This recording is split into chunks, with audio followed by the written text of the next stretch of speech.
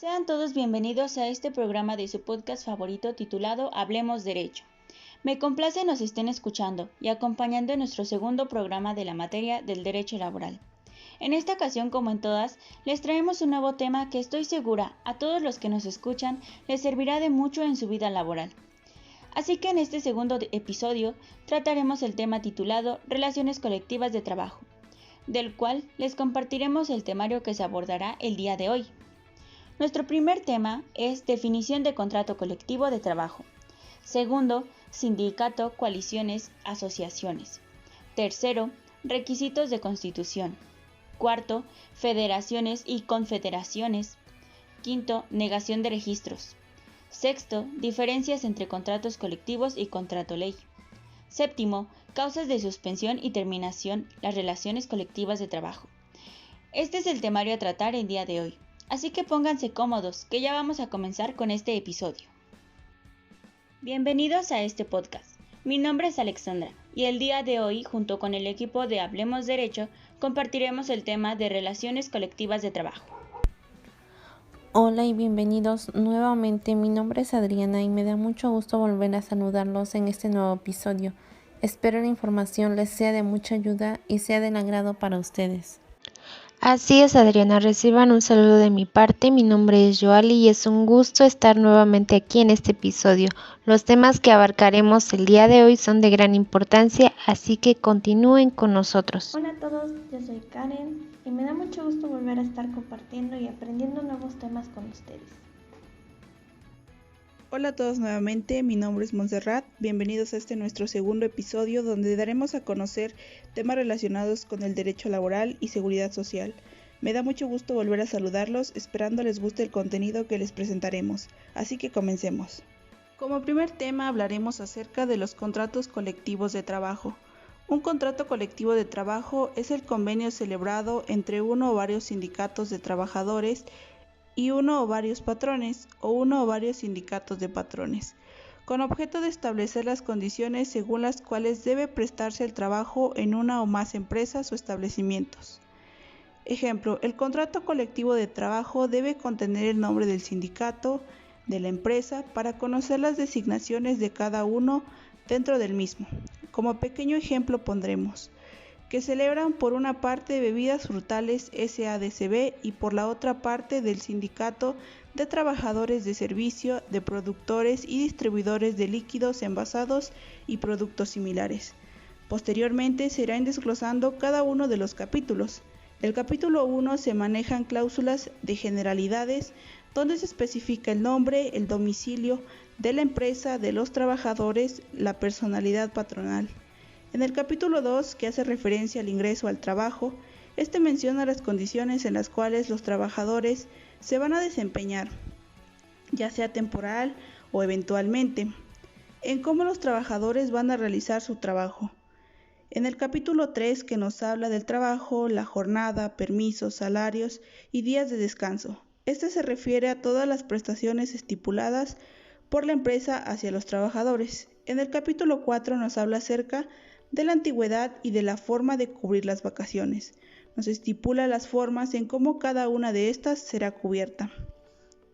En el capítulo 5 nos habla acerca de la capacitación y el adiestramiento que recibirán los trabajadores. Los trabajadores tendrán derecho a la capacitación y el adiestramiento de la empresa Bebidas Frutales SADCB, del Sindicato de Trabajadores de Servicio de Productos y Distribuidores de Líquidos Envasados y Productos Similares. Este mismo va reglamentado y fundamentado con base en los artículos de la Ley Federal del Trabajo. En el capítulo 6 trata acerca de la seguridad y los riesgos de trabajo. Aquí se expone todo lo referente a los riesgos de trabajo, las incapacidades, a todo lo que la empresa le va a facilitar al trabajador para realizar sus labores. Se mencionan puntos importantes acerca de medidas preventivas, botiquín médico, exámenes médicos, afiliación al IMSS, etc. El capítulo 7 trata acerca de las prestaciones, cuotas y sanciones sindicales. Esto refiere a las prestaciones que tendrán los trabajadores en cuanto al sindicato. Por último, la cláusula de exclusión se refiere a que la empresa se obliga a separarse de los trabajadores o trabajador que renuncien a pertenecer al sindicato o que sean expulsados del mismo a petición del sindicato. Posteriormente siguen las cláusulas transitorias que se refieren al contrato, las partes que lo integran, el contrato de integración mismo que se firmará por triplicado y se entregará a cada una de las partes. Continuamos contigo, Karen. Gracias por tu aportación, Montserrat. A continuación les hablaré sobre el tema 2.2, sindicato, coaliciones y asociaciones. Una coalición es el acuerdo temporal de un grupo de trabajadores o de patrones para la defensa de sus intereses comunes.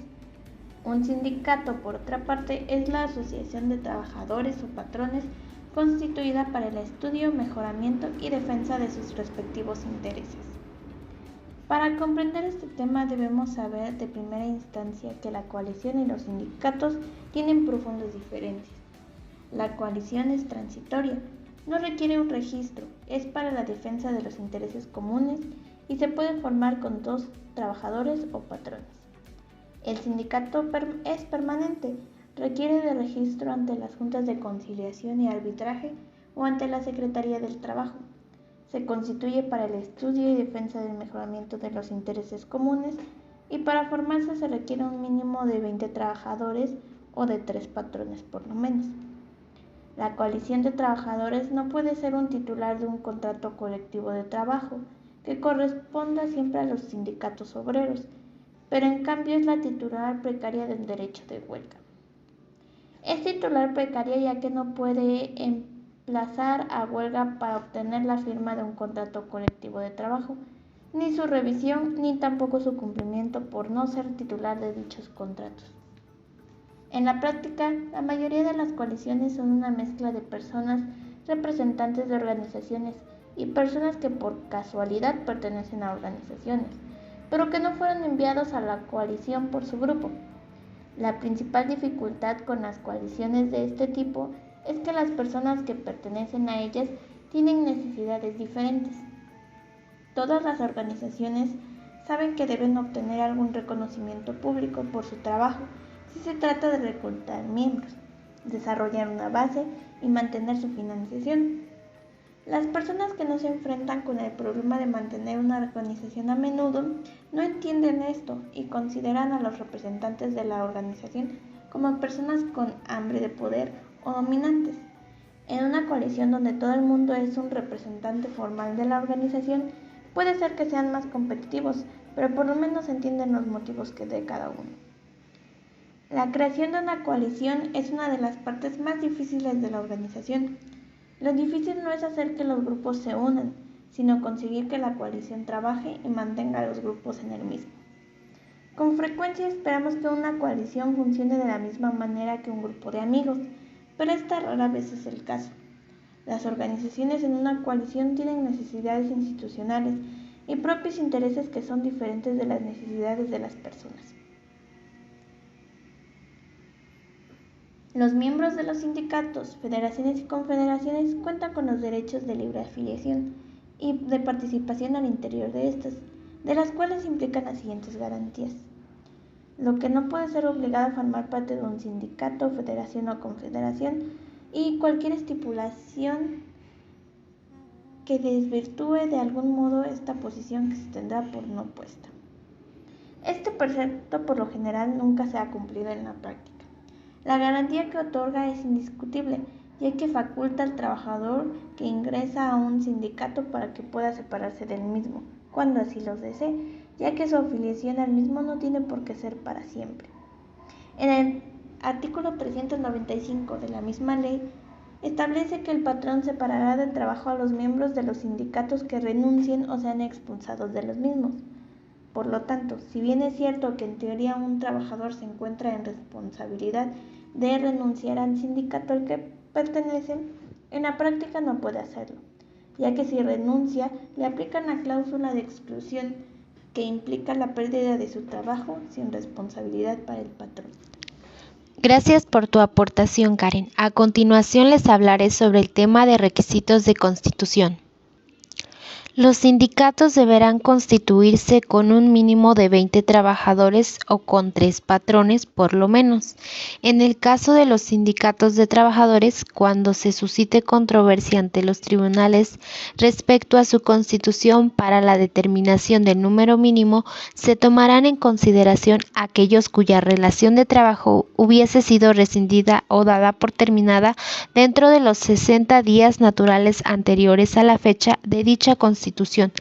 Las federaciones y confederaciones deberán constituirse por lo menos 2 organizaciones sindicales. Don Jaime ha decidido con sus compañeros de trabajo conformar un grupo sindical, pues buscan mejorar y defender sus intereses laborales.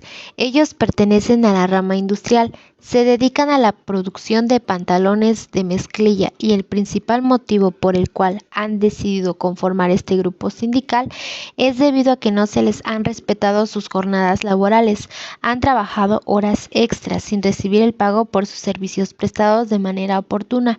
Por lo tanto, se han violentado varios de sus derechos como trabajadores. Es por ello que se han unido y se han organizado para acudir a la Secretaría del Trabajo y Previsión Social, donde pueden tramitar la resolución de reconocimiento y registro sindicato de manera gratuita. Los sindicatos deben registrarse en el Centro Federal de Conciliación y Registro Laboral, a cuyo efecto remitirá en original y copia. Fracción primera, copia autorizada del acta de la Asamblea Constitutiva. Fracción segunda, una lista o listas autorizadas con el número, nombres, CUR y domicilio de sus miembros, la cual además contendrá, inciso A, cuando se trate de aquellos conformados por trabajadores, el nombre y domicilio de los patrones, empresas o establecimientos en los que se prestan los servicios. Inciso B, cuando se trate de aquellos conformados por patrones, el nombre y domicilio de las empresas en donde se cuente con trabajadores. Fracción tercera, copia autorizada de los estatutos cubriendo los requisitos establecidos en el artículo 371 de esta ley. Y fracción cuarta, copia autorizada del acta de la Asamblea en que se hubiese elegido la directiva. Los documentos a que se refieren las fracciones anteriores serán autorizados a través de la firma del secretario general u homólogo en términos del artículo 376 de esta ley, salvo a lo dispuesto en los estatutos. Tanto don Jaime y sus compañeros de trabajo han buscado asesoría para saber qué requisitos se necesita para conformar un sindicato y mejorar su estabilidad laboral. Como primer paso deben de elegir de manera democrática mínimo a 20 trabajadores, en este caso don Jaime, que es uno de los principales precursores del sindicato, y algunos de sus compañeros de trabajo. Pero ojo, mucho ojo, no deben de incluir a personal de confianza. Posteriormente de haber elegido a sus 20 integrantes y representantes, deben de acudir a registrarse en el Centro Federal de Conciliación y Registro Laboral, donde se necesitará el acta de asamblea constitutiva, lista de los integrantes con nombre, CURP, domicilios y en este caso que estamos hablando de trabajadores, deben de colocar el nombre y domicilio del patrón, empresa o establecimiento en los que prestan sus servicios. La copia autorizada de los estatutos cubriendo con los requisitos establecidos en el artículo 371 y por último la copia autorizada del acta de la asamblea que se hubiese elegido la directiva. Los documentos serán autorizados a través de la firma del secretario general u homólogo. Y una vez presentada la solicitud de registro, la autoridad deberá contestar en un término de 60 días. En caso de conformar una federación y confederación, deberán constituirse por al menos 2 organizaciones sindicales. Esto quiere decir que otro grupo de trabajadores dedicados a la industria que también cuenten con un sindicato se unan al sindicato de don Jaime para hacer más fuerte la voz de que se respeten sus derechos. Y bien, Adriana, te cedo la palabra para escuchar tu aportación. Gracias, Joali. Ahora hablaremos un poco acerca de las federaciones y confederaciones. El concepto de federación es el sistema de organización en el cual diversas entidades o grupos humanos dotados de personalidad jurídica y económica propia se asocian sin perder su autonomía en lo que es peculiar para formar un solo estado, denominado federal, con el propósito de realizar en común los fines característicos de esta institución. El propósito es la defensa de los intereses del trabajo. Una federación necesita de por lo menos 3 sindicatos locales o regionales para que se pueda aceptar su formación. Las federaciones nacionales deben estar constituidas de por lo menos 20 sindicatos estatales. Por esto se puede afirmar que las federaciones son la articulación de sindicatos de trabajadores. En otras palabras, la federación es la unión de varios sindicatos con la finalidad de orientar y asesorar. La confederación, por su parte, es la alianza establecida entre 3 o más federaciones para dar cohesión al movimiento sindical, orientándolo y asesorándolo. Los miembros de las federaciones o confederaciones podrán retirarse de ellas en cualquier tiempo, aunque exista pacto en contrario. Los estatutos de las federaciones y confederaciones, independientemente de los requisitos aplicables del artículo, contendrá denominación y domicilio y de los de sus miembros constituyentes. También tendrán las condiciones de adhesión de nuevos miembros y la forma en que sus miembros estarán representados en la directiva y en las asambleas. Las federaciones y confederaciones deben registrarse ante la Secretaría de Trabajo y Previsión Social. Esto es aplicable a las federaciones y confederaciones, lo dispuesto en el párrafo final del artículo 366. Para los efectos del artículo anterior, las federaciones y confederaciones remitirán por duplicado una copia actualizada del acta de la Asamblea Constitutiva, una lista de la denominación y domicilio de sus miembros, una copia autorizada de los estatutos y una copia autorizada del acta de la Asamblea en el que se haya elegido la directiva. Continuamos contigo, Adriana. Montserrat. Ahora pasaré con nuestro siguiente tema, que es negación de registros.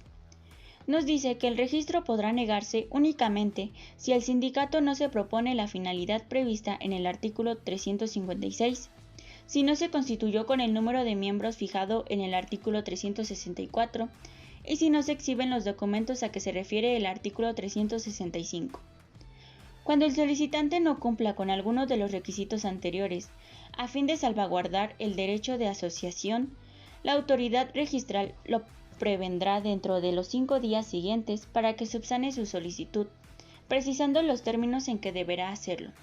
Satisfechos los requisitos que se establecen para el registro de los sindicatos, la autoridad registral no podrá negarlo.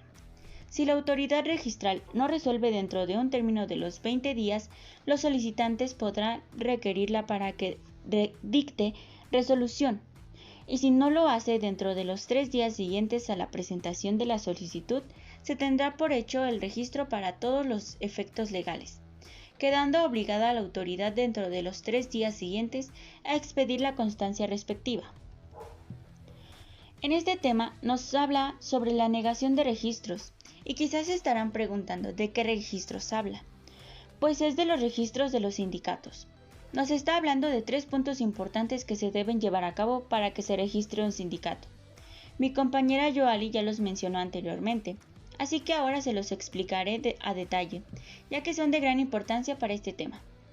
El primer punto dice que se debe proponer una finalidad, y esta finalidad es que esta asociación debe estar constituida por el estudio y el mejoramiento y defensa de sus intereses.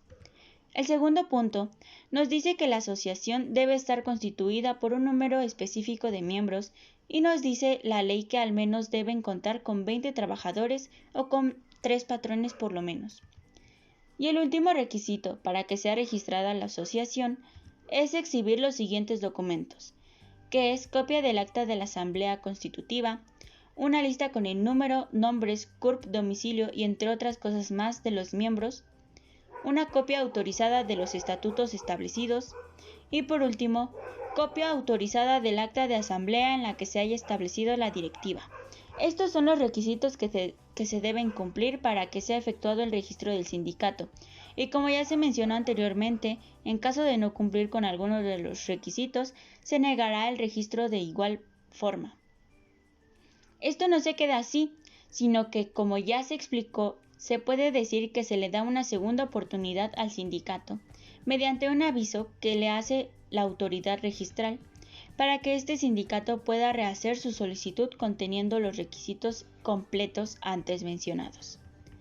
Aquí acaba mi explicación de este tema. Es algo corto, pero sí es entendible. Y así ya se sabe qué se debe hacer para que eviten la negación del registro de un sindicato. Pero pasemos con otro tema. Karen, ¿qué nos puedes decir del siguiente tema? Ahora les hablaré sobre el tema 2.6, diferencias entre contratos colectivos y un contrato ley. El contrato colectivo de trabajo es el convenio celebrado entre uno o varios sindicatos de trabajadores y uno o varios patrones, como objeto de establecer las condiciones según las cuales debe prestarse el trabajo en una o más empresas o establecimientos. Por el contrario, el contrato ley es el convenio celebrado entre uno o varios sindicatos de trabajadores y varios patrones, o uno o varios sindicatos de patrones, con objeto de establecer las condiciones según las cuales debe prestarse el trabajo en una rama determinada de la industria, y declarando obligatorio en una o varias entidades federativas, en una o varias dichas entidades en todo el territorio nacional. Se puede solicitar la celebración de un contrato ley los sindicatos que representen a las 2/3 partes de los trabajadores sindicalizados, por lo menos de una rama de una industria o de varias entidades federativas, en una o más zonas económicas que abarque una o más dichas identidades en todo el territorio nacional. El contrato colectivo de trabajo y el contrato ley pueden sonar parecidos, pero para que se pueda quedar más claro, podemos resumirlo en 3 puntos importantes. La duración. El contrato colectivo puede ser de un tiempo indeterminado o por obra determinada. En cambio, el contrato ley es por tiempo determinado, no mayor a 2 años. Otra diferencia es ante quién se solicita. El contrato colectivo se solicita al patrón. El contrato ley se solicita ante la Secretaría de Trabajo y Previsión Social o ante el gobernador o jefe del departamento. La tercera es la publicación. El contrato colectivo se deposita ante la Junta de Conciliación y Arbitraje y el contrato ley se publica en el Diario Oficial de la Federación. El llamado contrato ley no es ni contrato ni tampoco es ley. No es contrato ya que incluso se puede dar en el caso de que exista una empresa en donde nadie lo desee, por ser ajeno a la voluntad de 2/3 partes de los trabajadores sindicalizados que hubieran solicitado la celebración del mismo. Tampoco es ley ya que su vigencia no es general, ni tiene las características de los actos emanados por el Poder Legislativo. Generalmente los patrones no desean el contrato ley, por considerar que el establecer un apoyo de igualdad de condiciones para todas las empresas perjudica evidentemente a las pequeñas, y los sindicatos estiman que con dichos contratos pierden el control y autonomía por tener que sujetarse a criterios ajenos en su propia mesa directiva. Jerárquicamente, el contrato ley está por encima del contrato colectivo como fuente formal especial del derecho laboral. Existen proyectos de contrato ley en las industrias de aguas envasadas, del cemento y de la petroquímica, pero son muy raros y casi no se ocupan, por lo que podemos decir que el contrato ley solo ocurre en teoría, pues en la práctica no existe ningún contrato ley, por lo menos local. Continuemos con el siguiente tema. Gracias, Karen. A continuación les hablaré acerca de las causas de suspensión y terminación de las relaciones colectivas de trabajo. Son causas de suspensión temporal de las relaciones de trabajo en una empresa o establecimiento fracción primera, la fuerza mayor o el caso fortuito no imputable al patrón o su incapacidad física o mental o su muerte que produzca como consecuencia necesaria, inmediata y directa la suspensión de los trabajos. Fracción segunda, la falta de materia prima no imputable al patrón. Fracción tercera, el exceso de producción con relación a sus condiciones económicas y a las circunstancias del mercado. Fracción cuarta, la inconsisteabilidad de naturaleza temporal notoria y manifiesta de la explotación. Fracción quinta, la falta de fondos y la imposibilidad de obtenerlos para la prosecución normal de los trabajos si se comprueba plenamente por el patrón. Y fracción sexta, la falta de administración por parte del Estado de las cantidades que se haya obligado a entregar a las empresas con las que hubiese contado trabajos o servicios siempre que aquellas sean indispensables. Y fracción séptima, la suspensión de labores o trabajos que declare la autoridad sanitaria competente en los casos de contingencia sanitaria. Cuando hablamos de suspensión, hablamos dentro de un periodo de tiempo. Como primer punto tenemos la fuerza mayor o el caso fortuito, es decir, cuando ocurre un sismo o terremoto como lo fue en aquel entonces 19 de septiembre del 2017. El temblor ocurrió dentro de las 13:14 horas. La mayoría se encontraba saliendo a su hora de comida y después de este evento muchos edificios, negocios, empresas, locales sufrieron graves daños en sus instalaciones, maquinaria. Hay quienes de un momento a otro todo quedó hecho escombros y polvo.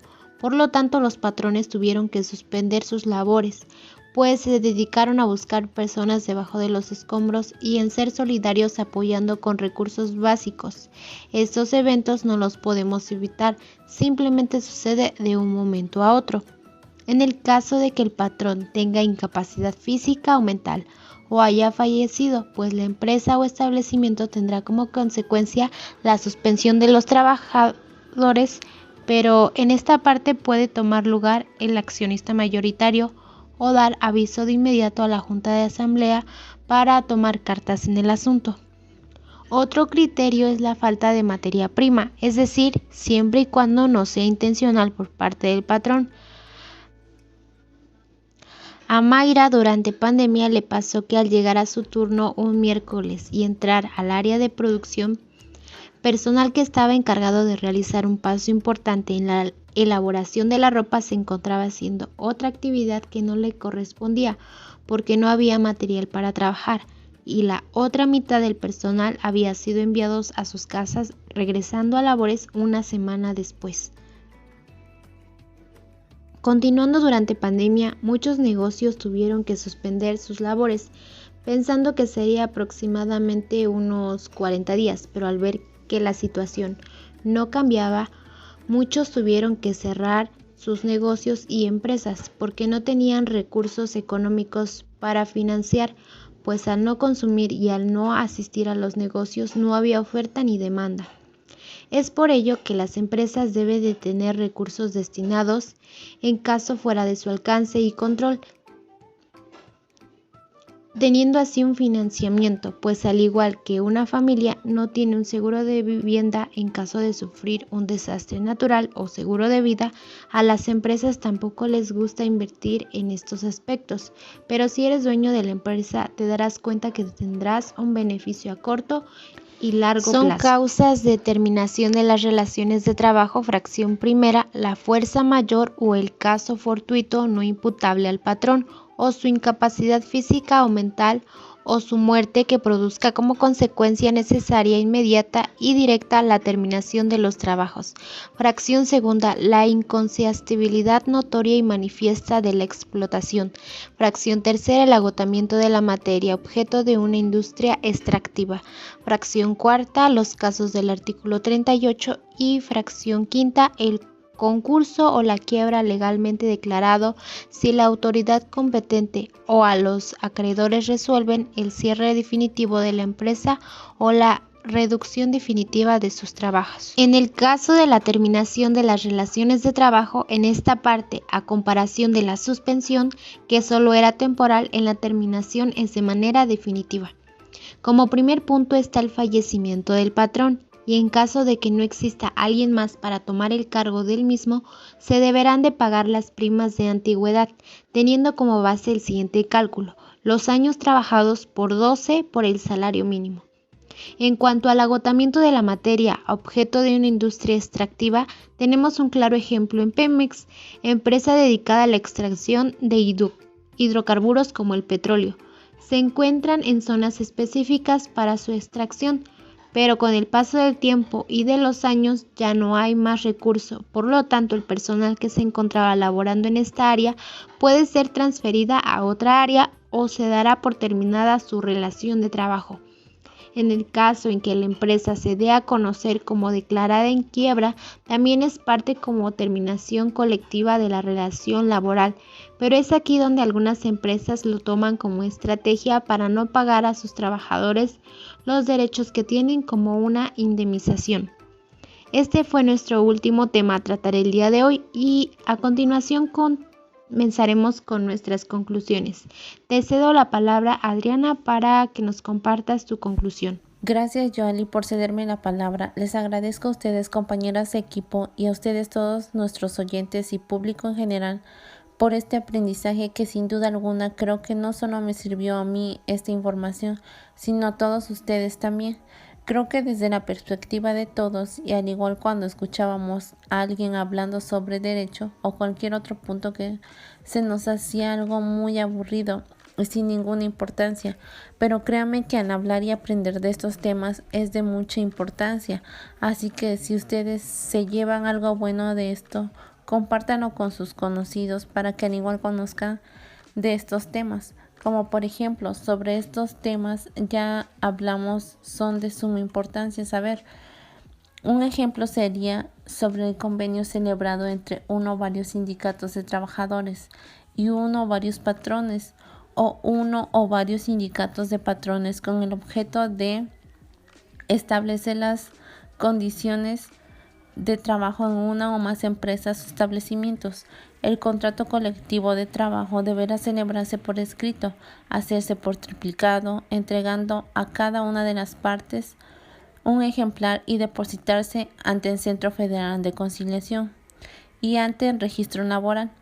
Cuando el patrón empiece a emplear trabajadores miembros de un sindicato, tendrá la obligación de celebrar con cuando lo solicite, un contrato colectivo.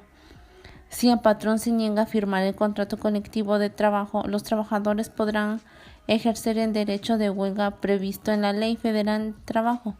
El contrato colectivo de trabajo surtirá efectos desde la fecha y hora de prestación del documento ante el Centro Federal de Conciliación y ante el Registro Laboral, salvo que las partes hubiesen convenido en una fecha distinta. La vigencia de la constancia de representatividad será de 6 meses a partir de la fecha en que sea expedida. En caso de que el sindicato emplazante estalle la huelga en el centro de trabajo, la vigencia de la constancia de representatividad se prorrogará hasta en tanto concluya el conflicto. Sin duda alguna, estos son algunos temas y son de suma importancia conocerlos. Y simplemente espero que les haya sido de gran ayuda, así que ya saben cuáles son los derechos que tenemos acerca de estos temas ya tratados. Así que gracias por su atención y vuelvo a agradecer a mis compañeras por esta invitación al programa. Esperen el siguiente episodio que al igual trataremos temas de suma importancia. Sin más que decir, me despido de todos ustedes, mis queridos oyentes. Hasta la próxima. Gracias, compañera Elena, por permitirme hablar nuevamente. Primero que nada, quiero agradecerles a ustedes, escuchantes, por compartir nuevos temas con ustedes. Esta segunda unidad es muy interesante, en la cual hablamos acerca de las relaciones colectivas del trabajo, y con lo expuesto anteriormente podemos concluir que este episodio nos ha dado mucho en qué pensar con respecto a las relaciones colectivas y de cómo los sindicatos pasaron de ser un apoyo para el mejoramiento de la empresa, con las sugerencias y necesidades de los empleados, a un simple grupo de personas que solo forman estos para deslindarse de sus obligaciones con el pretexto de actividades sindicales, o que utilizan su posición para hacerse los recursos de la empresa y no crear un ambiente laboral apto para todos. Puede decirse con total seguridad que la negociación colectiva es una vía jurídica, no solo para establecer unas condiciones laborales en un determinado sector. Es un elemento que ayuda con la conflictividad que surge entre ambos. Actualmente la negociación colectiva no está en uno de sus mejores momentos, situación que está provocando una reducción masiva de aquellos acuerdos que facilitan el entendimiento entre el empresario y el trabajador. De hecho, puede afirmarse con rotundidad que estas reformas laborales están provocando una reducción importante, no solo de la existencia de convenios que en sí que regulen las condiciones laborales, sino en la propia negociación de convenios, con lo que claro aumenta la conflictividad laboral y un nivel de negociación que no sobrepasa del tercio que había antes en dichas reformas. Creo que es importante aprender a identificar cuando el sindicato de nuestra empresa deja de cumplir con las metas establecidas en su formación y cuando ya no ven por las necesidades del trabajador.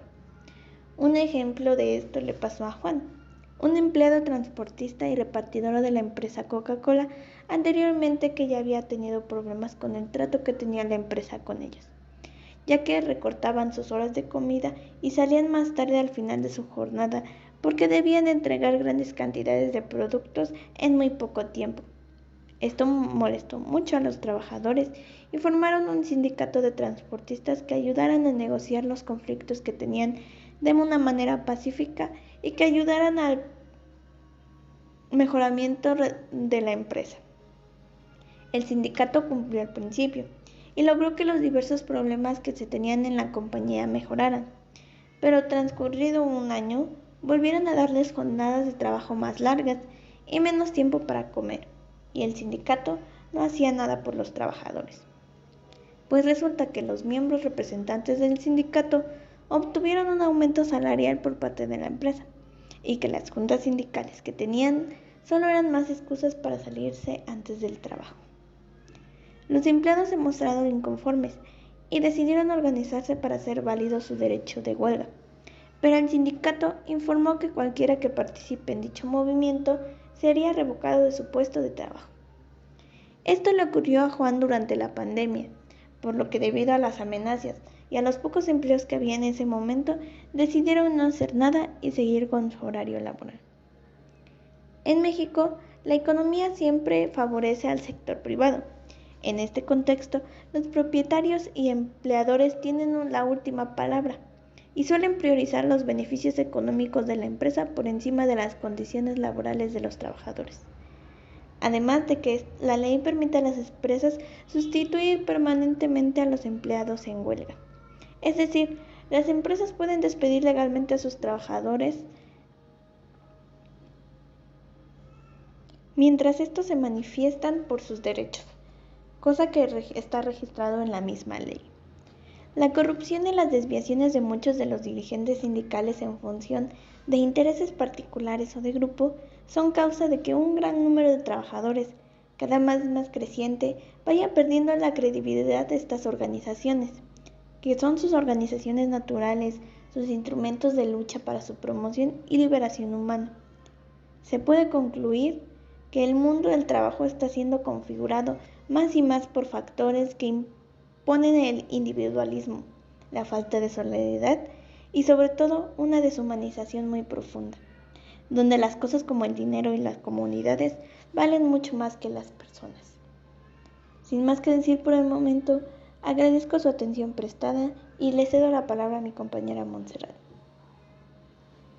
Gracias, Karen, por cederme la palabra. Antes que nada, quiero agradecer a cada uno de ustedes por acompañarnos durante el desarrollo de este podcast, que estoy segura ha sido de gran ayuda para ustedes. Este episodio, en lo personal, me sirvió para darme cuenta de que hoy en día no existen los sindicatos con la misma fuerza y valor que en sus inicios, pues con el paso del tiempo se han reformado las ideologías y pensamientos, tanto de los patrones como de los trabajadores. Desde mi punto de vista, solo trabajadores de instituciones de gobierno cuentan con este beneficio. Bueno, digámoslo entre comillas, porque ya no pueden levantar la voz para que se respeten los derechos como trabajadores, pues el momento en el que quieren levantar la voz basta que alguien les avise para que esa persona sea despedida. Tampoco tengo el conocimiento de alguna persona cercana a mí que haya tenido la oportunidad de pertenecer o formar parte de los beneficios de un grupo sindical, sobre todo aquí en Tehuacán, que es una zona dedicada a la industria textil. Es una zona que se caracteriza por tener patrones negreros que abusan de las situaciones de los trabajadores, pero por la necesidad las personas se tienen que aguantar. Si bien el levantar la voz en esta área industrial estaría bien, pues más de una persona, inclusive en el transporte público, escucho hablar que los hacen trabajar horas de más sin que les paguen esas horas extras. Sus bonos son cancelados de una semana a otra y solo el beneficio se lo llevan los patrones. Es cierto que si nos ponemos del lado del patrón, muchos trabajadores no quieren sacar su tarea a tiempo para que les paguen más. Aquí es cuestión de que ambas partes, tanto el patrón como los trabajadores, hablen y lleguen a un acuerdo, que exista una balanza y que nada se incline hacia el trabajador o el patrón, porque tanto el patrón necesita de sus obreros para producir y generar utilidades, el trabajador necesita del empleo para poder satisfacer sus necesidades. En unos años, al ejercer la carrera de contador público dentro de una empresa, seré una empleada de confianza. Por lo tanto, no puedo pertenecer a un grupo sindical de trabajadores de la empresa, sino formar mi propio sindicato con más trabajadores de confianza, a fin de que se hagan valer nuestros derechos y obtener una estabilidad laboral, que sería lo más soñado el formar el grupo sindical, pero a la hora de la verdad lo veremos ya ejerciendo la carrera. Mi perspectiva no ha cambiado en muchos aspectos, pues como lo mencionaba al principio, los sindicatos no existen hoy en día y preguntando a familiares y conocidos no han podido participar en algún sindicato. Siento que solo esas ventajas y privilegios para personas que trabajan en el gobierno. Empresas privadas se hace caso omiso a lo que está establecido en la ley. Los trabajadores se han visto intimidados por lo que pueden llegar a ser los patrones en caso de exigir cumplir con sus derechos, levantar huelgas, etc. Pues ahora bastaría que los trabajadores u obreros se rebelaran a lo que el patrón diga para que sean despedidos sin derecho a una indemnización o prima de antigüedad. Y bueno, eso sería todo de mi parte. Vamos contigo, Montserrat. Gracias, Joali, por cederme la palabra. Me gustaría agradecer a cada uno de ustedes que nos escucha y a los integrantes que formaron parte importante a lo largo de este episodio, que espero les sea de gran ayuda y haya resuelto sus dudas. Para concluir acerca de estos temas que estuvimos tratando a lo largo del episodio, logramos comprender que las relaciones de trabajo, especialmente las de carácter colectivo, son de gran importancia debido a que se relacionan íntegramente con los diversos sindicatos, entre los cuales destacan los de trabajadores y patrones, ya que estos son de suma relevancia a la hora de desarrollar esta relación colectiva de trabajo en la cual ambos pueden estar implícitos. Esta relación da lugar a un mejoramiento tanto en el trabajador como en la empresa misma, que beneficiará a ambas partes. Asimismo, puede evitar futuros conflictos, inconformidades o problemas legales. Como bien se menciona en la información anterior, un punto importante dentro de estos episodios son los sindicatos, los cuales se definen como instrumento de incorporación de los trabajadores en la lucha por la defensa de sus intereses y la elevación de sus condiciones de vida. Es la unificación de un grupo de personas, ya sean trabajadores o patrones. Esta unificación tiene como función la defensa y protección de los derechos de ambas partes, y tienen como objetivo percibir un salario justo, mejorar las condiciones de trabajo, mantener un empleo estable para todo el que lo conforme, mejorar social y económicamente y que haya democracia en la sociedad, al igual que buscan defender sus derechos laborales, hacerlos valer y en algunos casos agregar más derechos. De estos derivan los sindicatos a gran escala denominados federaciones o confederaciones, los cuales al ser la unión de muchos sindicatos pequeños adquieren aún más poder. Gracias a esto surgen los contratos colectivos de trabajo, los cuales ayudan a poner cierto orden dentro de estas relaciones, y no solo eso, sino que permiten a los trabajadores sentirse representados y apoyados por las personas que los rodean dentro de su ámbito laboral. Un ejemplo que me gustaría mencionar son los sindicatos gremiales, que si bien han dejado de tener cierta relevancia, se siguen mencionando, ya que estos están conformados por trabajadores de una misma profesión, oficio o especialidad. En nuestro caso, que nos encontramos en el área económico-administrativa, hemos escuchado o leído en alguna parte decir a alguna persona o superior que menciona que pertenece a un gremio, en nuestro caso de contadores o que son conocidos dentro del gremio y les da ese sentido de pertenencia y representatividad. Por último, les cedo la palabra a mi compañera Alexandra. Gracias, Montserrat. Antes de mi conclusión, quiero agradecerles a mis compañeras por estar aquí en este episodio y colaborar conmigo para llenarles de conocimiento, y así al mismo tiempo nosotras vamos aprendiendo junto con ustedes, nuestros oyentes.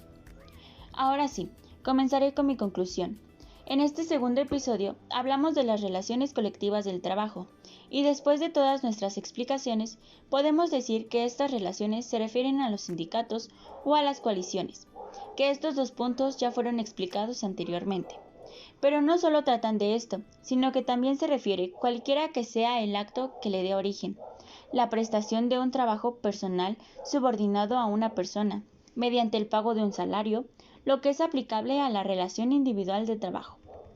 Si recordarán, nuestro primer episodio de este podcast de esta materia fue de las relaciones individuales del trabajo, y con este segundo programa podemos complementar y reforzar ambos temas que han sido de gran importancia.